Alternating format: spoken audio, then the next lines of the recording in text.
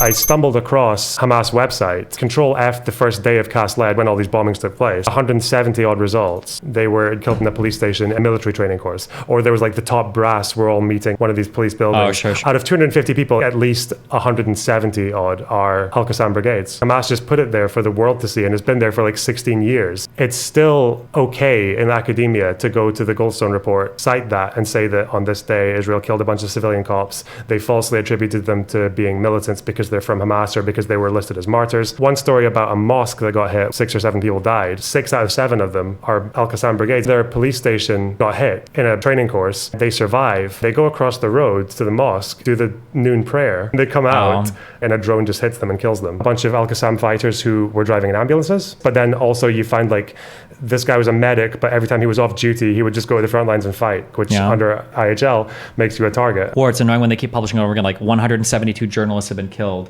184 medical, and it's like... The 14th of May, the day where 60 people died, they don't mention that Hamas claimed 50 of them. For the Goldstone report, what do you think is so with the structure of like the UN that these types of reports like come out? I really don't know.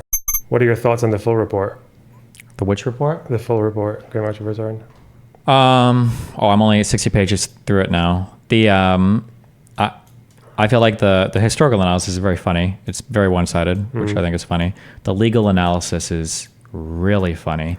Did you read for like how they arrive at it? It's an occupation. Yep. They cite 2 Security Council resolutions, neither of which call it an occupation. One line saying it's part of the occupied territory. From 67, yeah. Even though that resolution is to do with Cast Lead. Yeah, they are occupying during Cast Lead, yeah. And it's also, that too, yeah. And it's also it's not really, one thing that I don't like about some of these UN resolutions, I think this happens in that 2004 advisory opinion as well. Sometimes the UN will do away with an incredibly complicated question that could have, 20, 30, 40, 50 pages of writing on it in a single paragraph. Well, they'll just say like, we think this, over like a really big question. And it's one of the things that's really interesting me in this report too, is that they actually provide a lot of the good counter reasoning. They just don't ever contend with it. Like for the occupying power, they give like the 3 really good points of...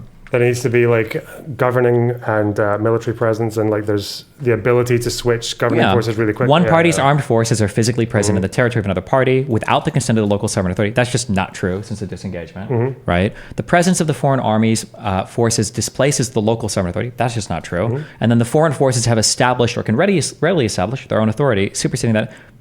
They can only do that with an invasion, which seems definitionally to mean that that's not the case. But the fact that they do this, they even point this out, and then they just kind of like hand wave it, and it's like, oh, okay. They do the same with.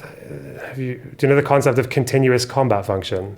Yeah, wait, that's in here too, but they also just hand wave it. They don't like it, yeah. I don't know. They say that most countries don't like it, but then the ICRC uses it in the guidelines that they use on. When does someone become a target or not? Whether it's there's a document that they cite, which is like a 90-page document of principles that I was reading through, because I read through most of that as well, and they give you a really good argument for why you would think, because they say that a civilian or even like whether they're a child or anything can become a combatant if they attack either like a military or like military personnel or even military objectives. Yeah, and that's where I thought, or like military property. So I thought.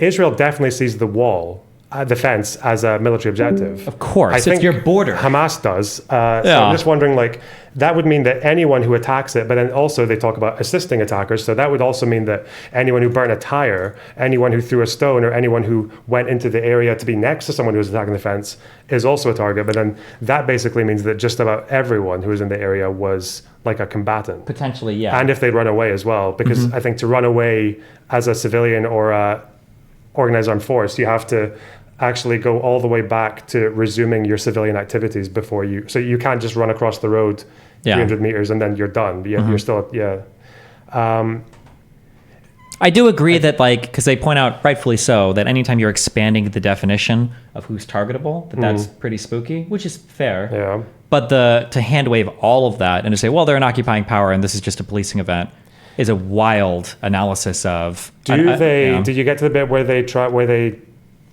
look at the legal analysis on Israel's terms?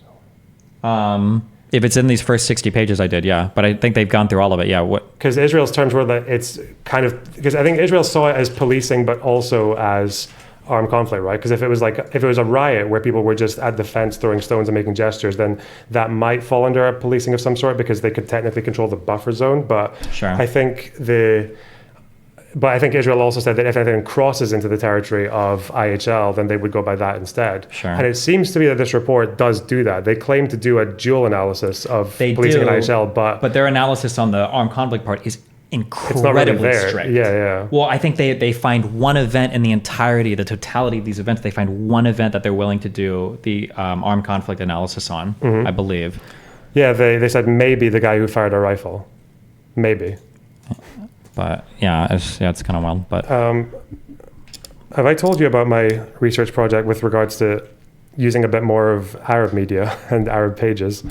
No, what about it? It's contrasting UN or human rights reports with, especially when they talk about how many people present were militants, and contrasting that with how many people are claimed by Hamas themselves and PIJ themselves, because you can go on to, there's like the Al-Qassam Brigade's website where they have a list of everyone who's died in combat, basically, or as a militant. The only thing I'm not sure for that you have to be careful of is, because I've seen these listed before, is it the case that sometimes they'll consider every single person who died like a militant? They will, but on this particular page, it's, so if they call you shaheed or martyr, that could be anyone. Okay. But these guys they have a list and it's all mujahid. It's all people who are fighters. Gotcha. So Okay. the Al-Qassam Brigade has a website where you go through it and it'll tell you their date of birth, the day that they died, what they were doing when they died, what they did when they were alive. So there's all like they were digging tunnels or they would,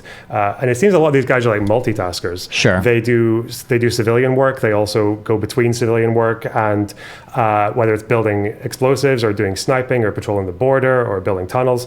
And yeah, it's all really revealing because I did this with Cast Lead as well. Do you know about the Goldstone report and the fucking police stations? Oh, I think in the Goldstone report, weren't they of the opinion that every single police death counted as a civilian death? Yeah. Well, they said most of them. Or unless they were like actively taking part. What's happened to what the is that? Is your camera gone? Yeah, because the lighting is off and people are bitching with the lighting, so just fucking turn it so off. we're just, okay, voiceovers. All right, here we can have it. Yeah, it's fucking, we're going to get soon anyway though, but yeah, your lighting, because I don't have you lit in the back at all, so you're super dark. I can try to lean forward if that helps. The eye candy. That's as good as you guys are getting.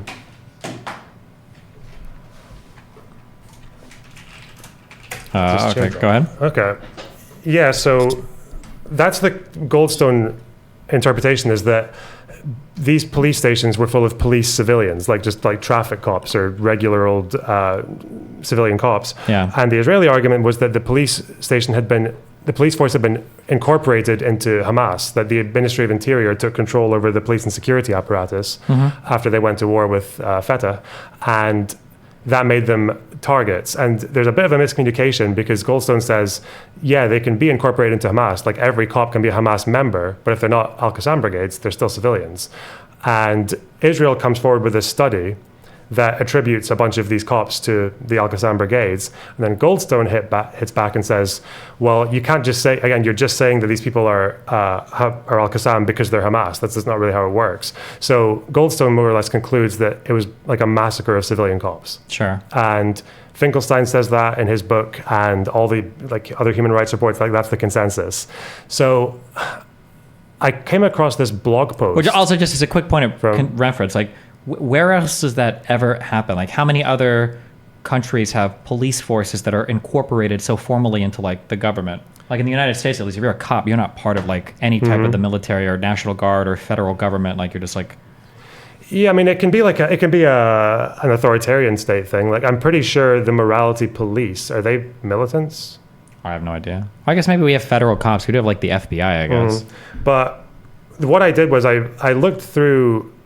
I tried to find an answer to this, looking at the methodology of the Israeli study. It's all in Hebrew, and it's really difficult to get a good translation of it. But eventually, I stumbled across the Hamas website and just Control F the first day of Cast Lead, which is when all these bombings took place. And I get about 170 odd results. And I just go through their names, and it's like one after the other, is they were killed in a police station in a training course or a military training course, or there was like the top brass were all meeting in one of these police buildings. Oh, sure. Or like, and it's just all, it's like out of 250 people, it's like at least 170 odd are Al-Qassam brigades. And it's just there, like Hamas just put it there for the world to see, and it's been there for like 16 years. And it's still okay in academia to go to the Goldstone report and cite that and say that on this day Israel killed a bunch of civilian cops. They falsely attributed them to being militants because they're from Hamas or because they were listed as martyrs.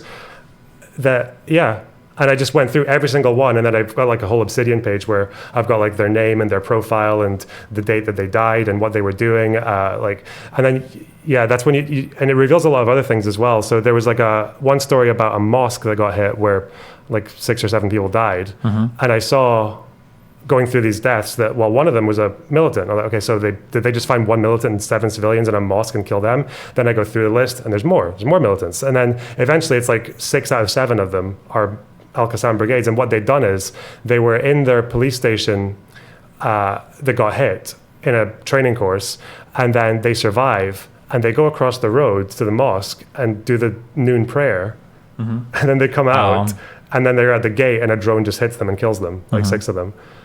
And then you learn about one of the guys was like a weapons manufacturer, and a few of them were. And then they were killed, and it says they were killed in the manufacturing unit underneath the prison building. So the prisoners' block had a weapons manufacturing facility underneath it. So it's all these things that you hear about Hamas, and so they just talk about it on their page.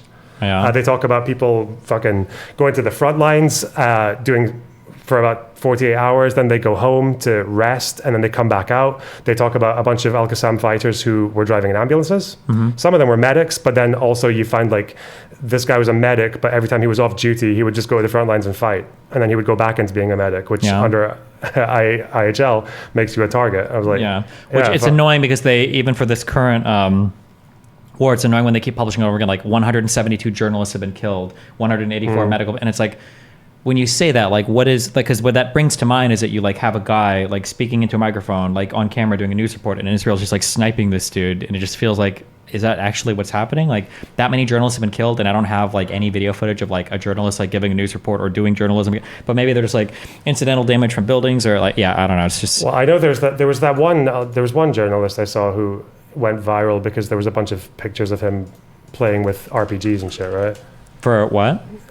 Just, there's some journalist who died in this war, I think it was Al Jazeera, but then there was like some viral shit went around of him basically in military gear playing with weapons, but... Oh, I don't know. I haven't seen it. I haven't seen it for like all 100 of them, or but it's the same with this as well. The March of Return is they undercount to fuck a lot of the militant numbers. They don't even mention that Hamas claimed like 50 people on the 14th of May, the day where 60 people died. Okay. They don't mention that Hamas claimed 50 of them. Jesus. Okay. 25 members, like party members, but 25 actual militants as well, Al-Qassam brigades. Some, they go through profiles of people when they're like, oh, this person was shot in the back holding a tire. Yeah, the commission did not find they were. And then some of those names are people who are on the PIJ or Hamas websites. Again, they just don't tell you that they were that. What do you think is so f***ed with the structure of like the UN that these types of reports like come out? Like for the Goldstone report, that wasn't done by like terrorists, and Goldstone himself was a Jewish dude from South Africa, right? A judge guy.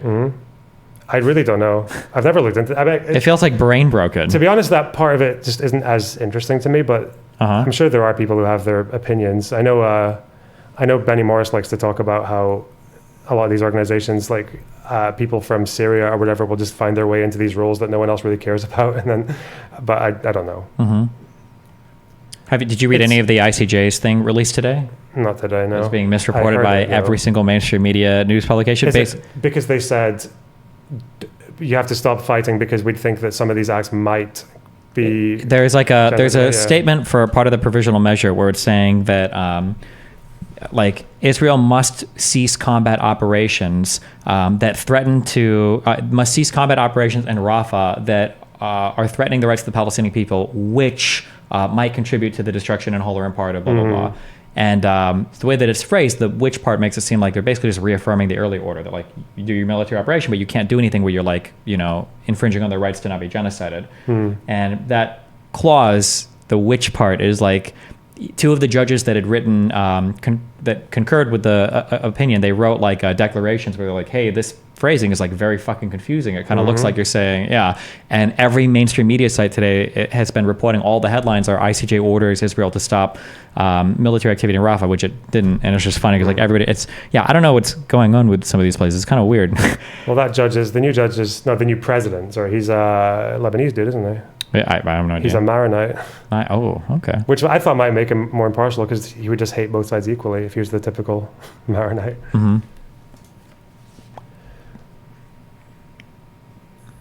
But I think the question I have with this one is, like, unfortunately, in the whole thing, their whole 9-month period where it was 183 people died, I counted at least just under 30% of them were from armed organizations, which are the ones who died, which is a pretty disproportionate number. And also some of the profiles of their deaths is talking about how they're literally like urging other people to go forwards and like being the sort of inspiring figures. And they've got like these different Facebook groups where there was like the tire burning unit or the stone throwing unit. And people giving instructions on social media for how to get through the fence. But some of those killings just seem way off. Like some of them are like, you've got a kid who's handing out sandwiches across the road, the 300-meter thing, because that's a road. It's a road that Hamas built. So like he's on the other side of the road just selling sandwiches and he gets shot, and I'm like, okay, that's actually really fucked. And isn't there like a journalist or medic like 700 meters away that gets shot on a hill or something? Yeah. There's that woman, the medic, the 20-year-old medic girl who died, and then the IDF tried to say that she was a human shield because they clip-chimped her saying, I'm a human shield for these people, but like the full context is her saying that like basically she's talking about how she's protecting people who are injured. And the problem is that wouldn't just be like a bad apples argument, because every person who used live fire needed approval from a commander. You couldn't use live fire without a commander saying so. And there is a big problem there where people probably did feel like they could act with impunity, because it's like, do you know the longest an IDF person's ever spent in jail for like killing a Palestinian? 3 years, in Kfar Qasim, right?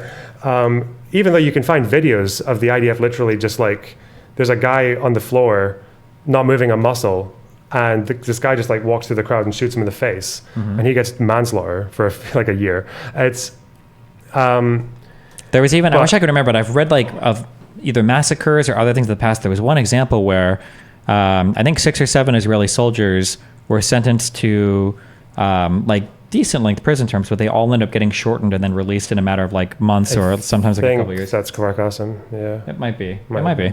Yeah. Were those sentences shortened? Yeah, because the guy who got 3 years actually was originally expected to be there for quite a while. Was Sharon one of the people that shortened these? I don't remember how long ago this show was. I don't actually know if Sharon did it, but maybe. But that's where it gets kind of frustrating, because I feel like there is actually a really good area for accountability to be called for there. But the problem is that the people who are in the position that they could be doing that are just making everything as like frivolous and as meaningless as possible. So, yeah. That really bugs me. These guys were all ended up being forgiven? This is where the guy got 3 years, one of them. But the sentences some of them were up to 20 years, I think, ish.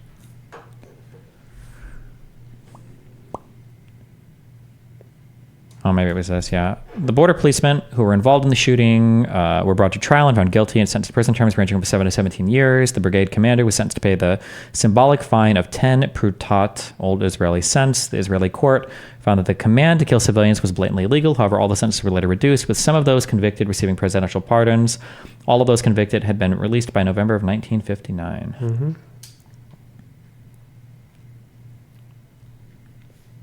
Cringe. Yeah.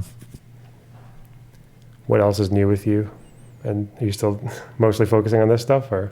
I've been focusing on dumb fights on the internet, but I feel like there's not much, like there's nobody to like, this is toxic, but there's nobody like to, I don't need to deepen my knowledge anymore for this, for like debates or arguments now. So I really want to start reading. I got a couple books on World War I that I started to work my way through, and then I got pulled back into this, and I was like, fuck it, we're going to do the Israel thing. And so I've just been making sure I'm like up to date on like recent stuff for this, and I have a good understanding of it. I really don't like everything about how this is presented. Like, if it wasn't Palestinians, this would never be called like a peaceful event, right? The whole center of the event is a violent movement to invade Israel, right? That's what it is. Now, whether you want to say that, well, they're unoccupied people, so it's not fair to the people, like, that's fair. And you can argue that like this is a form of like, I guess, active resistance or violent resistance or whatever. But like, it's an invasion. That's what it is. It's the March of Return to go back to Israel. And they were even hoping maybe that like other people from Syria and Lebanon and Jordan would like join in. And it's like, it's so wild that somehow it got propagandized into being like, oh, like the peaceful march, whose goal was to like cross the border fence and go back to Israel, to our old homes. I think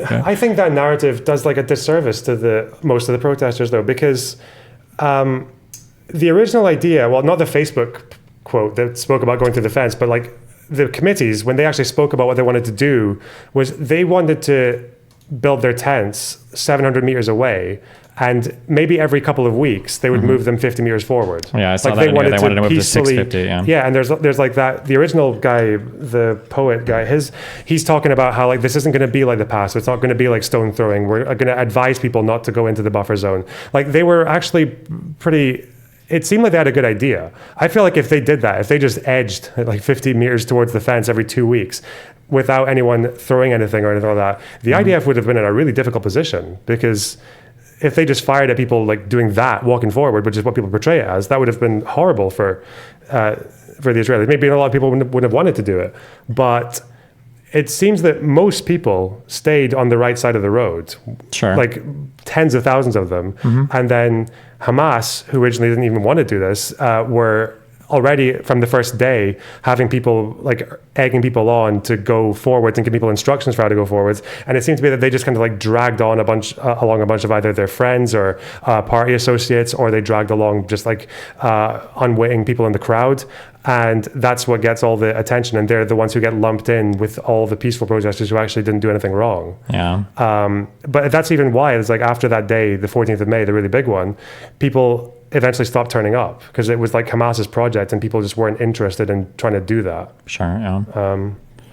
How does what you've learned now about the GMR fit in with the context of the disagreement with History Speaks? What I knew then was enough, and I mean, anything I've learned since then is the same. That guy, I don't even think that guy is actually like a student of anything. I think he's just like a schizo dude online. I don't think that guy's been to school for anything relating to anything. I mean, that guy is insane. You can be a student and say that shit, can you? Well, yeah, he claims he's like a history PhD or something, but like he was making just like factual, like he's just not familiar with anything, and he's like schizo posting on Twitter like nonstop. It's insane. Yeah, I had to mute him a while ago because he kept on tagging me with shit. Yeah. That guy is wacky and wild. What other recent... Have you had an argument about this recently, or is this just personal interest? It's probably, aside from October 7th, it's probably like the last big conflict between Israel and Palestine. And it was brought up in a couple different debates that I've been in, notably the Breaking Points one. So I think it would just be good to be like really, really, really familiar with it. Yeah. And it's just the last big thing. So I think it's definitely one of the more morally difficult ones to talk about, I think, because Hamas were like literally encouraging children to go forward. Sure. Like there was that one kid who had he had an onion plant underneath his mask, like a COVID mask, because it helps you against tear gas.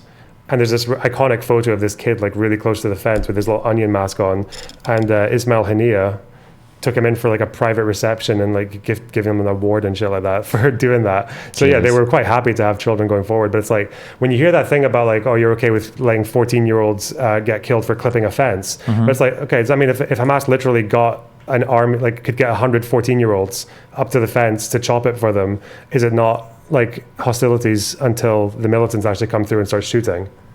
It's like... It may or may not be, but it would look horrible, yeah. But in the absence of all violence... if there wasn't any, it would be an untenable position. What you're describing was literally what it was after Albany.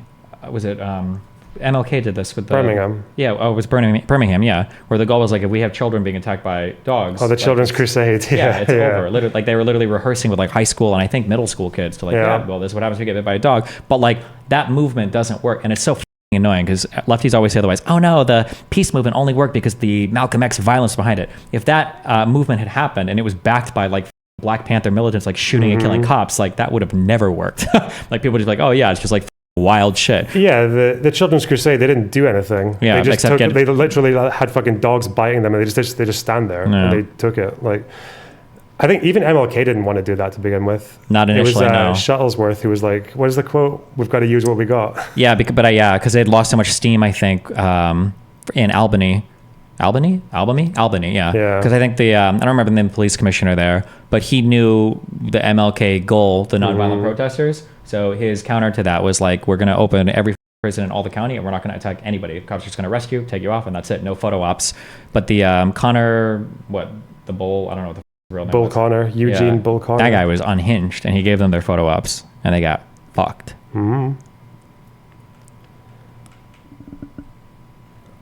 I saw a small clip of your cookie rocket argument yesterday again. God, these people are just fucking retarded. They're just fucking retarded.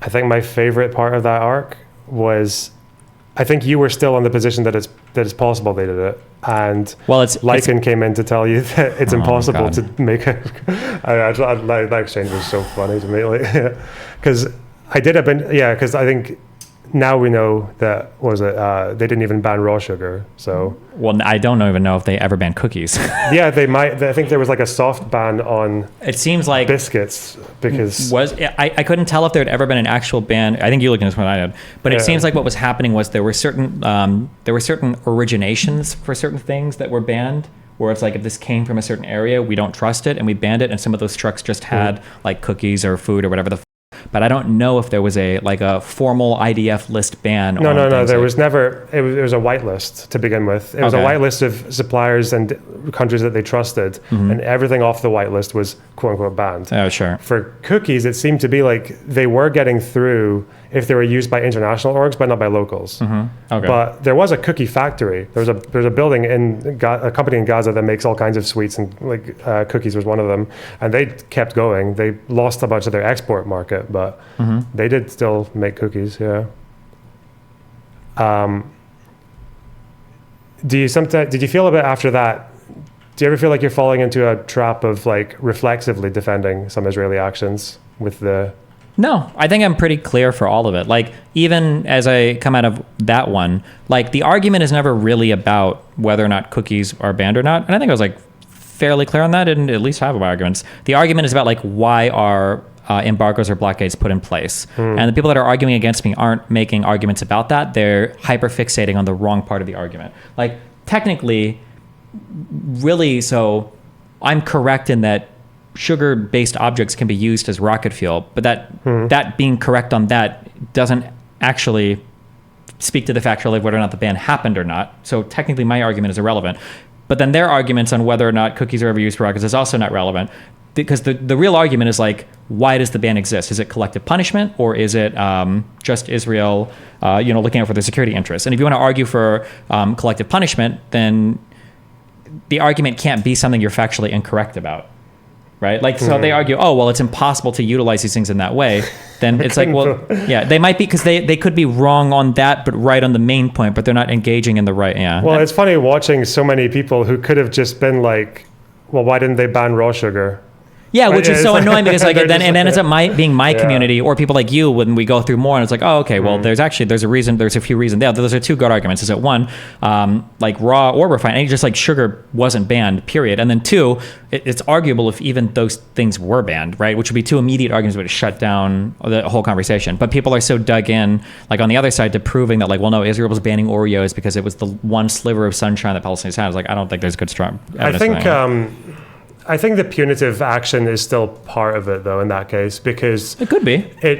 Even when they had the whitelist, they did start reintroducing stuff before the flotilla incident, only very slowly. And there were Israeli politicians or officials who were quoted saying things like, "We don't want the people who kidnapped Gilad Shalit to be eating." Whatever this is, it bamba, the Israeli sweet. Like, so I think there was a bit of a motive there, is that they thought they were putting pressure on Hamas by kind of like limiting what civil society had like access to. Yeah, and that's possible, but that's not a single argument that's ever been made by the other side. But Yeah, those I are know. good. Those would be good arguments in favor of that. That there might have been statements by people at the time that were speaking about things like that. Well, someone's got to do their job for them. You know? Yeah, I know. Yeah. But yeah, no, and I think it also shows because how easy it was afterwards to start reintroducing things. Because the spokesperson who spoke about the whitelist said that this is really just because of trust. This is just because we're afraid of weapons, and we're just using the whitelist because it's like the easiest way to do it without any risk. But then as soon as the flotilla incident happens, it seems to be all of a sudden it's really easy for them to start laying a whole bunch of goods in that they didn't lay in earlier. So it's like, Sure, yeah. I feel like you were just kind of trying to f them over for voting Hamas in, right? Possibly. Yeah. Maybe. Yeah. Do you want a Scottish cookie? No. Okay. What are Scottish cookies? What are they made out of? What kind of Shortbread. No, I have my teeth thing in. I'd have to take them out and have Invisalign. Oh. Cringe. Go.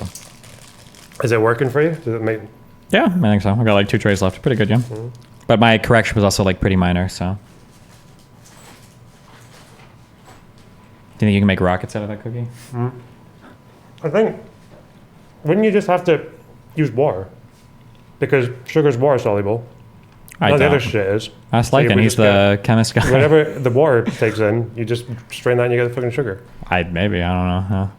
Yeah. That's a guess. That's a guess. Why'd you like guns? Fun to shoot. And they're like cool. It's like a little piece of machinery that shoots bullets, kills people, shoots at targets. It's an interesting thing. Why do people like swords? I don't know. They're cool. Cool to chop things up. I feel like a sword, you know, learn like there's different ways of swinging it and shit. With a gun, you're just kind of like, boop, I mean, like one there's finger. shooting, especially with a pistol, is challenging. You know? Yeah. Is there a significant difference between each of those 5 handguns, or whatever they're called? Yeah, I'd say so, yeah. Okay. What? What's the difference? The left pistol is supposed to be one of the most accurate just iron sight pistols in the world. It's fun for shooting targets. It's unique in its construction. You look at it, it's got like a nice, like tasteful grip or whatever. Magazine is only 8 rounds, which is kind of small for a 9mm handgun, but it's super, super fun to target shoot with. It's pretty heavy compared to an ordinary pistol. Pistol to the right of that is just like an ordinary like polymer frame. It's like Glock 17, like cops use it. It's just like, this is like a standard pistol. You can throw it on the ground. You can put 20,000 rounds through it. It'll never have a problem. You don't have to clean it. They're just like ruthlessly reliable firearms. To the right of that, I think is a Smith & Wesson Shield. It's like a very small compact pistol. You can shoot, pull it. It's just a very small like concealed carry pistol. To the right of that, I think is a P365. That's got like built-in sights into the gun, so you don't actually look at irons over the gun. You look at like a little dot in the middle of the slide or whatever, which is interesting. And then to the right is an Alien Luago, which is a prototype Generation 1, new, totally redone system for firing a pistol that is pretty cool. An Alien Lago, it's called. Luago or Laugo or whatever? Yeah. Fuck. That's weird. And then that's a cool trap shooting shotgun by Browning.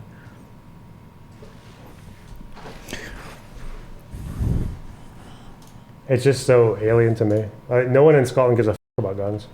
Well, that's because you guys don't have guns. Yeah. No one in America gives a fuck Yeah, about but Scotland. we used to have guns. We used to be able to hire guns for shooting ranges, and people could. I think farmers can still get certain guns for just like killing fucking rabbits and shit like that eat their stuff. But Damn. we had guns until 1996, when some fucking weirdo walked into a school and shot 16 students and then their teacher and then himself. Jesus. And we banned guns. It's kind of fucked up. Why do you do it? What? Why do you do it? I think he had a reputation for, he was like a Boy Scout leader, and I think he would get the fucking kids to dress in like scant swimsuits and take photos of them and shit. And I think he got outed, and then I can't remember, it was a long time ago I learned this guy's story, but I think that was it. It's either that or it was just no reason at all. I don't know. There's another guy who, very close to where I grew up, went into a hunting shop and asked if he could try out one of the rifles or shotguns, and he asked for something that was kept in the back. So the person goes into the back, and then the guy just takes out 2 cartridges and puts them in and shoots himself in the face. God damn. Blew his head out the door. So that's no longer a hunting shop anymore. But yeah, like even then though, people used guns so seldom that people still like. We've got like stories for each single time that ever involved a gun because it's just so rare. Yeah. Okay. Damn. We have knife epidemics though. We've had that in the past. Oh, I've heard that. People getting stabbed. In Bongerland as well, right? Mm-hmm. Yeah. What were you doing before I came here? Listening to Dan mislead this poor dude on relationship stuff, and then just going through. Oh, I read through all of the ICJ stuff today. Okay. Which was annoying. I didn't know you were using Outboard for your mics. What is Outboard? Those two things, the channel strips. That's what they are, right? They're channel strips. Yeah. Yeah. What does Outboard mean? Outboard is just like, so my little audio interface has software that would do that stuff. Oh, okay. But Outboard is like hardware. So it's hardware that does gotcha. compression and EQ and all that shit. Is that a Scottish term, or is that like, do other people use that? Standard production term, I think. Outboard. Yeah. Okay. So you go to a studio and they've got like racks full of those things. Yeah, That's yeah. Outboard, yeah. Huh. Hardware. That's what I call it. I'm a computer guy, okay? I can tell. Are you excited to go eat tonight? Yeah. The food here is good. It is good. Where have you eaten at any fun places so far? Where have I been? Pinocchio's. That was pretty cool. Little cafe by the shore. Have you gone to the beach yet? Miami Beach, no. That plan is for, I think it's for after the weekend, because then the weekend it gets too busy. Okay. Do you have any super fun plans while you're here? I feel like I do, but I just can't remember what most of them are right now. I need to fucking stream is what I need to do. Am I going to be the first time I ever stream on a laptop, so that'll be fun. Have you ever streamed on your laptop before? No. It looks horrible. My laptop's good though. I got a new one and it's pretty fast, so hopefully. Damn. But yeah, I want to go to the beach. The beach looks good. Is this your first? No, it's not your first. Is this your second time in America? I forget. No, I've been to America a few times. I went to New York twice. I went to Austin a few times. I went to Atlanta once. So yeah, I've been a few places. Okay. Never Miami though. Miami's weird. Like, what do you mean by that? Since I got into the airport, I don't know if it's an American airport thing, but it's like being in the 70s. It just doesn't look like it's changed for decades. That whole airport, like the layout and the music and everything. I know what you mean. European airports, at least once I've been through. Did you fly? Oh, actually, never mind. I've never been to Scotland before, so I have no idea. Well, I flew from London. Oh, Heathrow or? Gatwick. Oh, yeah. Maybe that one. European airports feel a bit more modern. They are, yeah. Some of them do. I've been through some, I think, in Germany that were a little weird. But well, even the one in my town, which is pretty old, it's been like refurbished, so it doesn't look as old as the one in Miami.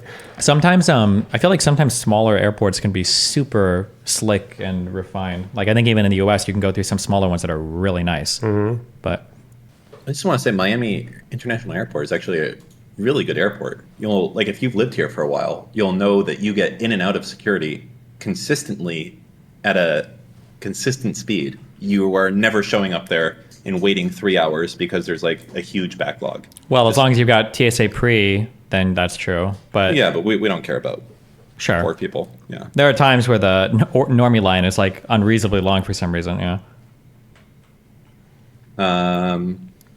So where's LonerBox from? Scotland. Scotland. Interesting.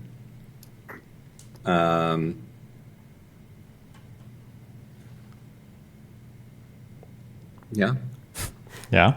I think I know Braveheart. What else do I know? I guess whiskey. How do you guys feel about Scotch. Braveheart?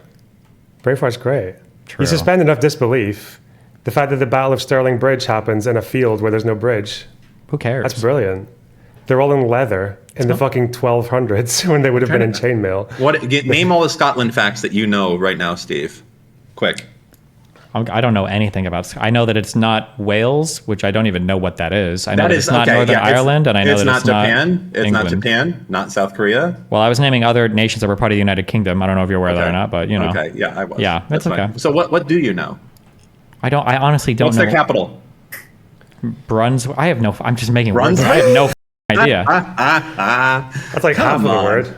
Brunswick, Can you name a Glasgow. city in I have Glasgow? I don't know Americans anything. call it in Glasgow, don't What's they? that? Glasgow. What's that? That's the big city. It's not the capital, though. Oh, okay. I knew a city in Scotland. That's more than I thought. Do you know what a Glasgow smile is, Steve? Is that when I f your mom and she can't even No, pronounce the city it's name not. right? Nope, that's not when you do that. Do you know what it is though? He's actually? mad. I have no f***ing idea. That's when you bottle someone and you give them a smile by, like, basically giving them like a Joker, the Joker smile.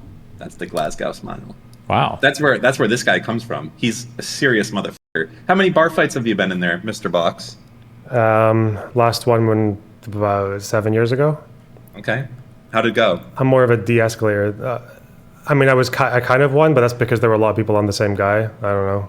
Jesus, you just fucking gang my beat the God. shit out No, of the guy? Oh my he was- God. okay. Banging so- someone? He was he was a friend, or he was, and then he spent the whole night. He got way too drunk. He spent the whole night fucking groping people and taking people's drinks and shit like that, just being a dick. So he gets into a fight with like 5 people because he grabbed someone's girlfriend's ass, and then he was like a boxer, so he was taking them all on, and he like knocks a bunch of them out, and then runs outside, and then I go outside, and then the person who was my girlfriend at the time is like crying, and she was like, "Oh, he hit me," I was like, or he swung for her or something. So then I went to him and had to like start whacking him a bit, but he was whacked him off? he was a bit drunk, so it wasn't really fair. But Did you whack off a lot of guys in bars, or just this one time? that's a good one. I didn't even Thank you. say whack off. You just heard what you wanted. You to said you whacked them. I took. Yeah, I a little- whacked him. Okay. When you watch a fucking mafia film and they say someone got whacked, you're thinking of people getting Yeah, I tugged off in the understand that. fucking behind the bike sheds. I mean, that could be an option. That would be a funny way to think about The Sopranos if all of those things, like, hey, Paulie, I need you to go whack Alternative that guy. Goodfellas. You know, interesting. So how have you been to Israel before? Sorry, I don't know that much about the LonerBox lore. I'm learning now as we go. No, I've been to Lebanon though. I've been south enough that I could see Israel. Okay, are you Jewish or are you what? No, what I'm is your- Maronite, You're a what? like Lebanese Catholic. Maronite. That sounds like something Australians put on a sandwich. Okay, interesting. Yeah. Do you speak any other languages? Nope. Just English, huh? No Arabic, no Hebrew, not even a little bit? No. I never lived in Lebanon. I lived in Dubai in international schools. We had to speak English, so. Okay. What are your okay, so this is a big trip. This is real trip. What do you if you had to rate the risk level to yourself, your personal safety, because you're going to be around Steve, if you want to do that out of 1 out of a 10 scale, 10 being certain death, like you're going to the front lines of Ukraine to be next to the soldiers, and 1 being that you just go back home and chill out, where do you put the danger level? I think it's low risk. I don't think that many people in West Bank are watching. Okay, well, what YouTube would be content that, from- that number then, I guess? Out of 10, Ukraine. So is the frontline Ukraine 10? Yeah, like basically you're entrenched with the frontline soldiers. That's a 10, and then 1 is hanging out at the Holiday Inn in Tuscaloosa. Give it a 4. I feel like you are greatly. Wow, what's a 5 to you?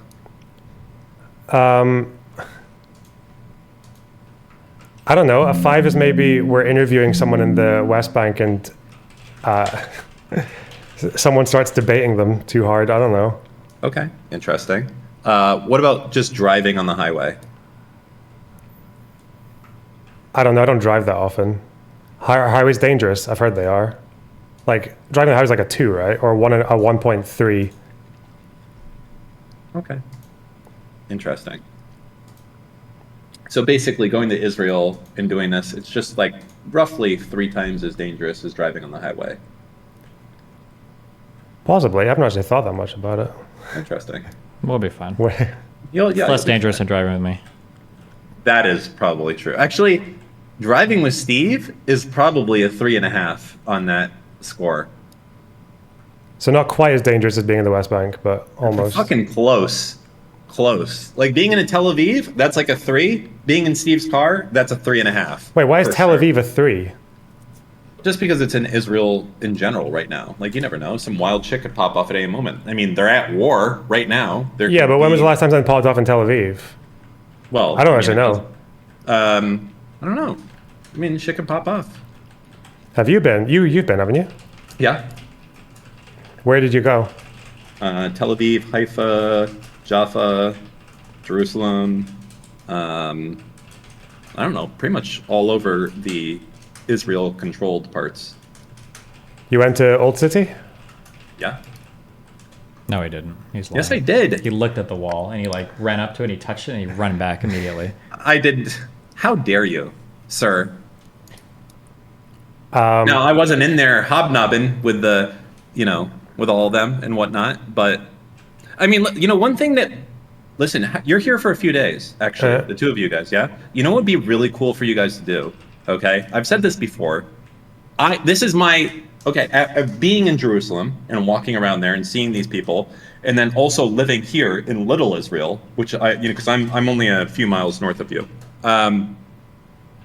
The Jews here are more extreme than the Jews in Israel. It might be very interesting for you to talk to some of the Jews here. They do wild shit that you wouldn't think about. So, for instance, there's a boardwalk that runs all along Miami Beach, and there's a rope that goes that they put up, and to them that's like signifying the border of something or other that they do, like in Jerusalem, essentially. But there's also even more extreme Jews that they have here. I don't know how many of them we have, but are you aware that there's a sect of Jews that believe you're not even allowed to be in Israel until, I don't know, the rapture or the end times, whatever it is? Are you familiar with those? Not that particular thing. I've heard of other quite wacky Orthodox communities, but not that, no. Yeah, so we have some of those here. We have like very extreme Orthodox and Hasidic Jews here that you can talk to. And it's quite safe to do it, and you can, it'd be interesting for you guys to do. You have a few days here. It would be fun to do that, and you don't have to go far. And I don't know, I think it would be a good comparison of you talking to the Jews here versus the Jews in Jerusalem, only because I do think that you're going to find that they're more extreme here than they are there. Wait, more extreme here than not there? Yeah. I mean, I know in Israel there are some towns where they have signs on the walls telling you to dress modestly, otherwise they'll like kick you out. No, that you mean in New York, right? In New York. No, in Israel. Well, yeah. I mean, they have the same thing in New York. Oh, they have the same thing. I didn't know that. What is that? Okay. What is the name of that area? It's in. Someone here knows what I'm talking about.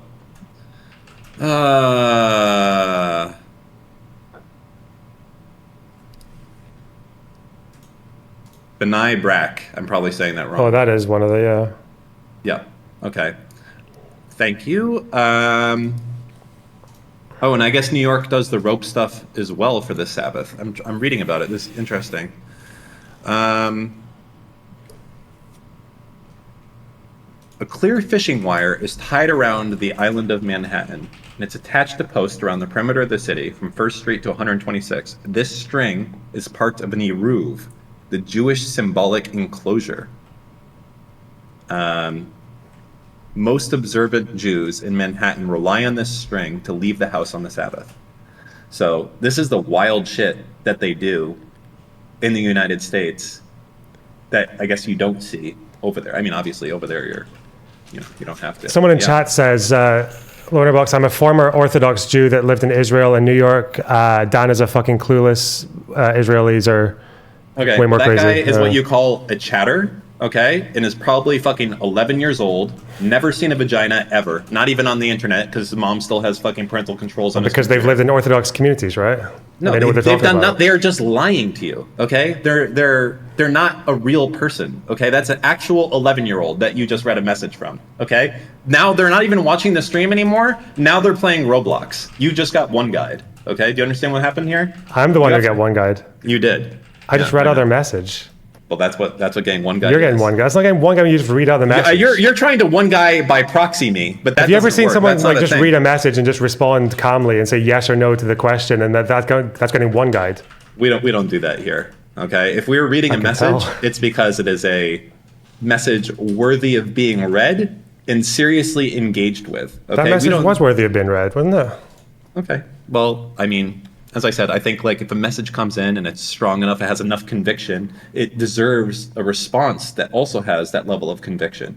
So are you telling me on your stream you get a lot of kind of wishy-washy, like, hey, LonerBox, do you really like Jews? And you're like, hey, I love all people. Is that the answers you're giving? Because here we don't engage with those things. Only tough, hard-hitting questions only. It's a bit of both, really. Okay, I can respect it a little bit. Are you upset right now? Oh, sorry. We're reading chat again, right? We're both reading chat. Dan, you are upsetting LonerBox. They called you LonerBox. Do you get that? That's a good one. Is that a new joke that you've never heard before? Yeah. Okay. Am I making you tired? No. Okay, that's good. While we're here, we should definitely get you on for anything else show. Would you be willing to do that? Yeah, that's when you do like this, but you're sitting at a table, right? That's actually a pretty good summarization. We also let people call in to make fun of us as well. So it's not just you making fun of me. There'll be third parties doing it also. So Yeah, it's kind of like a tag team type of thing. Is it called anything else because Steven sometimes says anything else after a phone call? It's actually a mixture. It actually worked out really well. So we do say after Discord calls frequently, we go, okay, gotcha. Anything else? That is said frequently, but also it works as is Portman too the right word here? I mean, it is talking about anything else besides the normal shit we talk about, which is Israel, Palestine, and fucking incest and all the other bullshit that goes on fucking Steve's stream.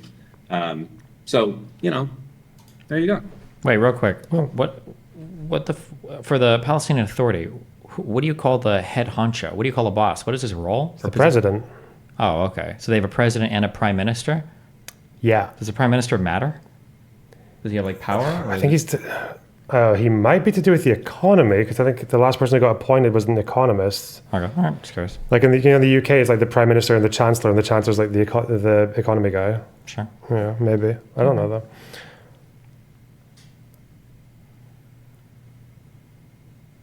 Okay. I'm thinking of questions for people in the West Bank, like what they think of, because I want to know for a lot of them, when it comes to their hatred of the PA, how much of it's to do with like domestic affairs or to do with their relationship to Israel. Because I think one of the issues now is that people don't feel like even if you exclude Israel, like the fact that like law and order is a big problem in some of these cities, and that's why people feel like there's groups like the Jenin Brigades and the Lion's Den. It's like they don't just do fighting with settlers or fighting in Israel. They also do like internal policing because the PA are so bad at it apparently in some areas. Yeah, and then curious if the PA has ever been better. Do they feel like it's been better? Did they ever trust it? Do they feel like it was more corrupt because of Arafat or because of their subjugation by Israel? Do their parents have huge differences in their opinion of the PA versus like the younger people? Yeah, I feel like talking to people in East Jerusalem is also really interesting. Like, because apparently some people want citizenship, like younger people supposedly do, older people don't. I'm curious if younger people feel like they're backstabbing their Palestinian Arab ancestry by trying to push for citizenship in East Jerusalem, or what that seemed like as well. Yeah. Fuck, what was I going to say? Have you ever watched any of those Ask Project interviews in the West Bank? The Corey guy? Yeah. I don't. I think I've like seen a little bit of a couple of his videos before, but I don't think I've watched not extensively. No. Why? There's like a really interesting thing that people do whenever you ask them about armed resistance or violence, and if you ever put like a question about just a broad question about Islam and peace and all that kind of stuff, is like you will typically hear that people are very insistent that they're a peaceful people. They don't believe in violence. They don't believe in like killing people or anything like that. And then as soon as you get to like question 3 and it's about October 7th, like they all support it. Or like violence against Israel, they all support it. Or shaheeds and people who fight, like they always support it. And it's like some people find that like really incoherent and trying to figure out why that is. I think a really good answer I got was that people who live in the West Bank, or even people in Gaza, maybe more so, it's because they feel like their only interaction with Israel is like being attacked, right? Whether it's by the IDF or if you live in Gaza, all you really know about Israelis, especially if you're born there kind of 2000s onwards, you're just hearing about, all you hear is like the sound of a whistle and then a bomb drops. That's all you know. Or maybe if you get to the border, you'll see these like silhouettes of weird guys with guns like looking at you suspiciously. Yeah. So I wonder if like that's why they feel that way, is that the way that the whole dynamic is between Israelis and Palestinians is that it's like very close yet so far. Like they're so close to just like regular Israeli citizens who don't really do that much and who just kind of live their lives, but they never actually see that. Like all they see from Israel is like occupation, violence, settler violence. Even from settlers, most settlers don't go into Palestinian communities and throw rocks and burn shit down. Like, but they don't see them because they're in Area C, like behind the walls. Yeah. And also, I think just like I really want to find a way to get this out of people, is to find out if people feel like they should support violence or support terrorism, not just because they believe in it, but just because there's a kind of cultural pressure in that area to just support anyone who's doing something. Yeah. Yeah, that's not surprising. Yeah. Yeah, I'm curious for what their exposure to domestic and then Israeli and then international media looks like in terms of how they view other people viewing the conflict and everything, and how much that influences their takes on it, and how that varies from like young people to old people. Some of the definitions, I read this old Atlantic article with a lady that went through Palestine, and she was just saying that like sometimes it feels like this is an older article, and it's white British lady, so maybe it's biased more towards like the Western white people. But one of the things she was talking about was that like sometimes it feels hard to be sympathetic towards these people when they have no sympathy for anybody else, because like people, a lot of the Palestinians could easily say things like, yeah, it's not fair that our land was taken, and she would ask them, well, if you guys would have like, you know, won the war against Israel, what would you have done? It's like, well, obviously we would have removed all of them, like obviously. And it's funny, I'm just reading through here. So there was a commission put together, I don't know if you read this particular one or not, talking about a Gaza-based observer told the commission, and it's just funny some of the things that they use. It'd be unfair to Gaza if this would be purely looked at from a lens of Hamas. The march is a genuinely nonviolent expression of thousands of young people as to their rights and future prospects. There were perhaps violent acts, such as throwing stones and letting fire kites fly. Here, it is interesting to discuss what constitutes violence. Most Palestinians do not see kites as violence. They see kites as well as stones as a legitimate means and a proportionate response to an occupation.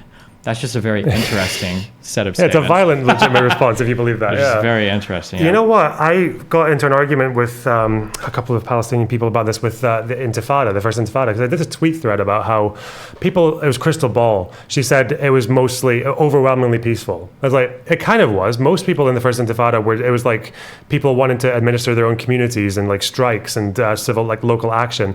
But the symbol of the first Intifada is like it's called the Stones Intifada in the Arab world. Okay. Like, and the weapons of choice were like knives and Molotov cocktails and things like that. So like they were like violence is part of the symbolism.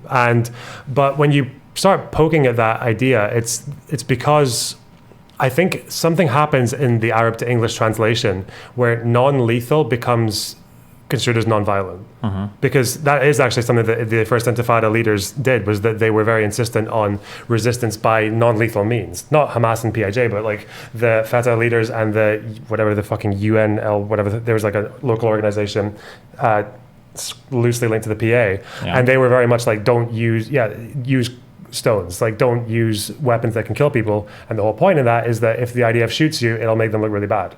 It was very strategic. I think isn't there one person that died in this Great March Return by a friendly fire from a stone? So I heard. The sling hit a guy in the head and killed him, I think. I think it's like almost a third since the whole conflict of people who die from slingshots are Palestinians. Oh jeez. Yeah, it's not a very effective weapon. You know, just to switch things up here and get very broad, Mr. Boggs, how do you feel that this is going to end? And when I say end, I guess the best way I can put this is, what do you think the situation will be in 48 months? 48? 48. 4 years. I think whatever feasible part of territory they could have for their own state in the West Bank is going to be smaller. Israelis are going to be more right-wing. Gaza will probably just be in a permanent state of insurgency. And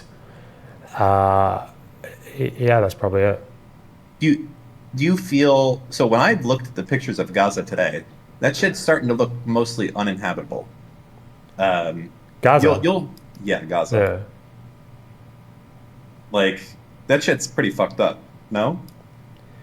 Yeah, and I I don't mean, think. that's like 2 steps away from tent city shit.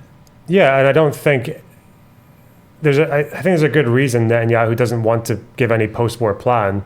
I don't think anyone. I think they know that no one is going to be willing to take over the role of administrating and rebuilding that place. No What do one's you going to put be up the for it. what do you put the odds are that Egypt ends up taking in a significant portion of the population of Gaza? No, of course they won't. Have you seen the Egyptian side of the wall in Gaza? The Yeah, Israeli side has some. again, I'm just asking questions here, Pepe.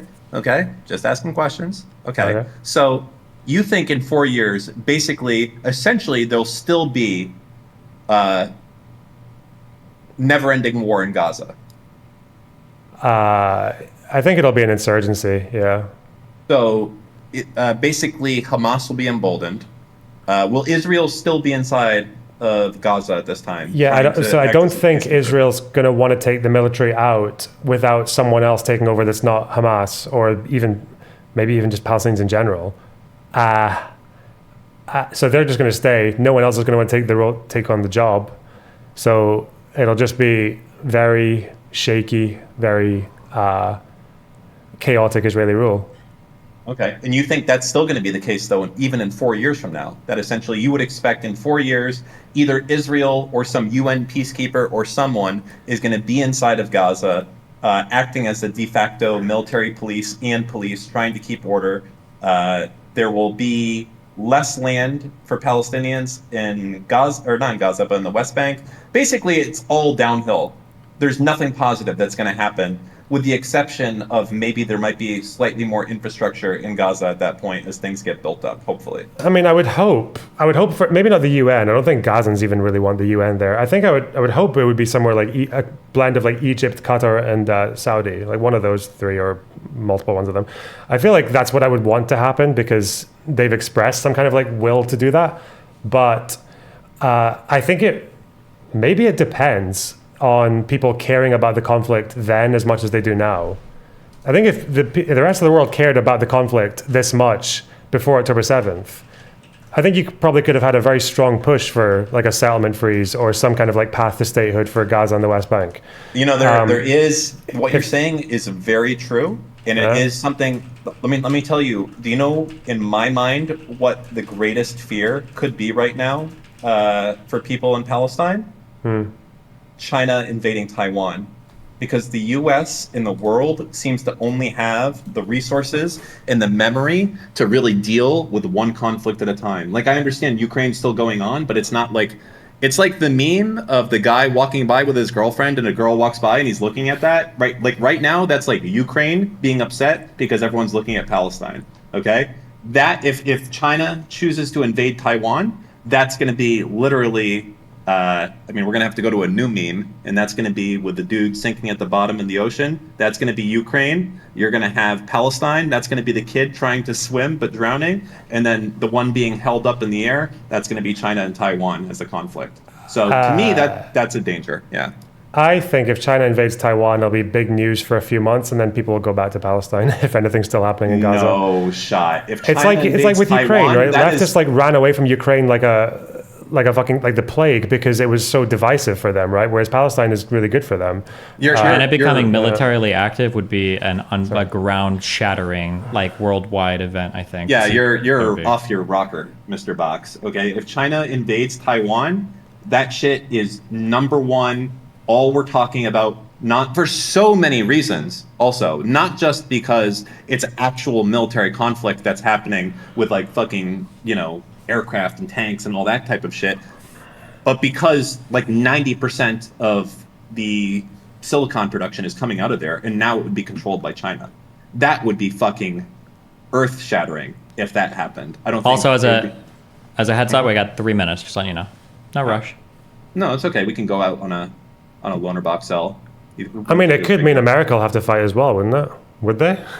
I don't know. In Taiwan. That's a scary... I mean, if I was China, right now would be the time to invade Taiwan, because you have two other conflicts going in. The U.S. public is getting tired of supporting wars that aren't happening at home. I don't know why China hasn't invaded Taiwan. I feel like this is the actual perfect time to do it. Without question, this is the best timing they've ever had to invade Taiwan. The U.S. is stretched thin. The morale back home for supporting wars like this is at an all-time low. There's an election season going on. I don't know, man.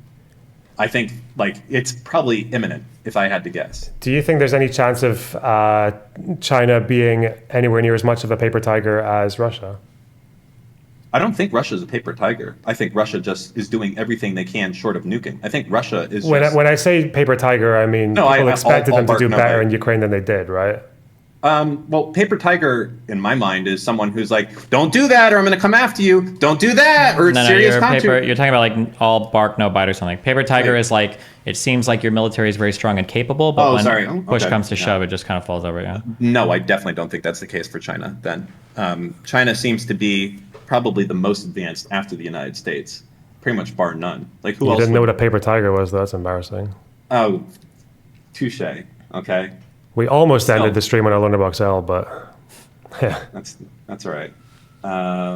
Well, that's what I'm here for, comic relief. Yeah, okay. What day? Well, I guess we'll talk offline. That's fine. So, all right. Well, good meeting you virtually and whatnot. And I'll let you guys wrap up your stream here. All right. Nice meeting you too. We'll see. We'll be seeing each other soon. So watch your fucking mouth, all right? Or else you're gonna have to put those fists up again. Have one more bar fight before you fucking leave. We'll see what you're really about. Well, then we'll have the real peace in the Middle East. Okay. Well, if you mean that, don't be a paper tiger. Okay. Well, I know what that word means now, and you know what? You're the one who knew what it means. That must mean that you've been practicing this for a while. I don't know none about that weak shit. Okay, I only know about be a real hard pipe hitting motherfucker. All right, that's what I know. Paper tiger. I ain't even heard that word because even my enemies are strong enough not to be a paper tiger. Okay. All right. Okay. I'm sorry. We'll see each other soon. All right. Cheers. Bye. Love you. All right.